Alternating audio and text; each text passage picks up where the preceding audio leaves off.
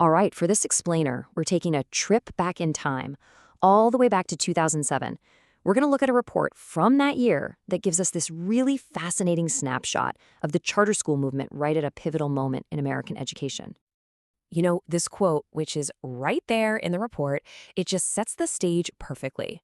In the mid 2000s, the ground was shifting. The whole idea of school choice was moving from just a concept to a real, tangible thing for families. And that's the world this report was born into.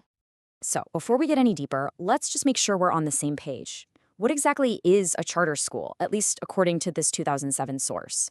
Well, they're public schools, they're funded by our tax dollars, but they're run independently. They get a lot of freedom from the usual rules and regulations, but here's the trade off. They're supposed to be held way more accountable for how well their students actually do. Okay, so the first part of the story that this report tells is all about the promise. The core idea, which you gotta remember was pretty radical back then, wasn't just about creating a few standout schools. No, the goal was to create a ripple effect that could actually lift up the entire public education system. And this is where you really see that idea in action. The theory laid out in the report is pretty straightforward. When charter schools pop up, they create competition. All of a sudden, traditional public schools can't just assume kids will show up. They have to step up their game, they have to innovate, they have to improve. The argument is that this competition is good for all students, not just the ones who go to the charter school. To show how this actually played out on the ground, the report takes us on a little road trip across the country. First stop, Indiana, where the source gives us a really powerful example. Let's just sit with this quote for a second, because it's fantastic. This is from the superintendent of Indianapolis schools at the time. You can just feel the shift in his thinking. What started out as an annoyance, a pain, had turned into a full-blown catalyst for change. It's a perfect illustration of that ripple effect. The competition was forcing the district to find new ways to create better educational options.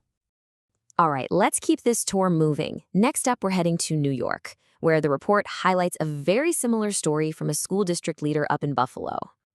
What's so interesting here is how the report presents charter schools as a kind of proof of concept.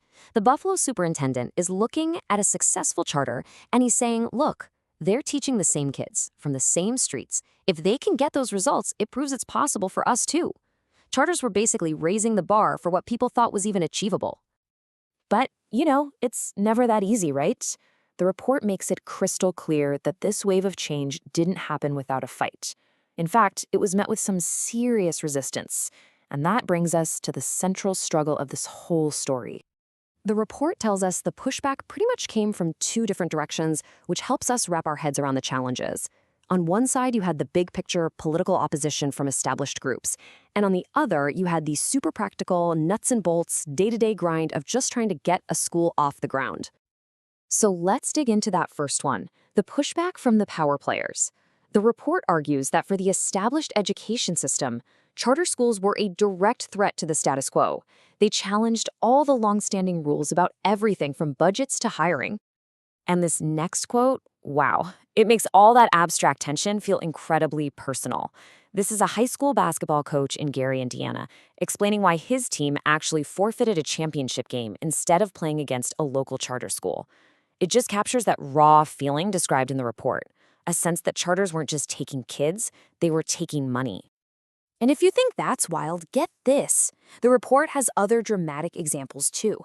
A school district in Pennsylvania was apparently so determined to fight a new state-approved charter school that it sent letters to parents, threatening them with truancy citations. I mean, that just shows you the intensity of the pushback this source was documenting. And then, on top of all those big political battles, you had the grueling day-to-day struggles. Just finding a building, getting the funding you were legally owed, drowning in paperwork, even fighting to get your sports teams into a league. The report says these were all massive hurdles that made just opening and running a charter school a monumental task. Which, of course, brings us to the climax of the story. After all that pushback, all that struggle, did it even work? Well, the source argues that many of these schools were not just surviving, they were thriving. This is the section on proof, where the report lays out its evidence. Let's start with a big, bold number the report throws out there, 93%. So what does that 93% actually mean? That was the percentage of students at Kip Hartwood Academy in San Jose who scored proficient or advanced in math. And according to the report, that score was twice as high as the local districts. That really puts it in perspective. And here's another one for you, just as powerful: 100%. This one measures success in a totally different way, though.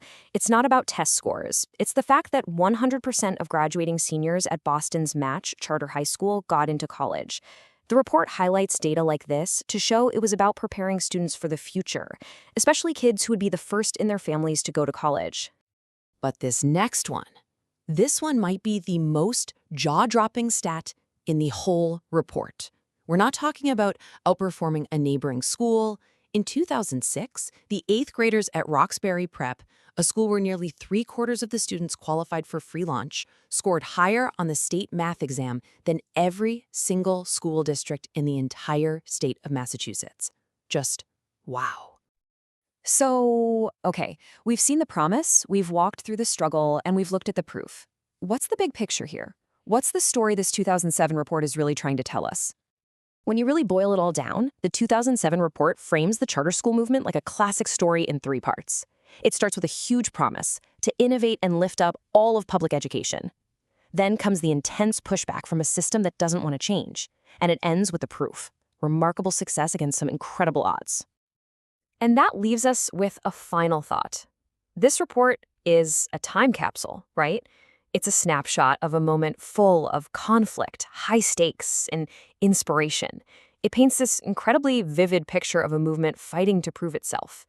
The big question for us now is, all these years later, how has that landscape actually changed?